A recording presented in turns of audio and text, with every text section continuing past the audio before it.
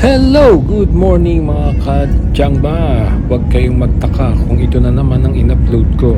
Kagabi ko lang in-upload to mga kadyangba at inulit ko dahil meron akong gustong ipakita sa inyo. Kagabi hindi ko to binoise over dahil gusto ko kayo ang makapansin pero wala naman nag-comment.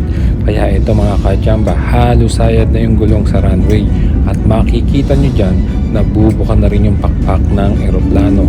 At dito mamamangha kayo mga kadyangba, meron kayong makikita dito na kakaiba. Napakaswerte nyo mga kadyangba dahil napanood nyo ang video na ito.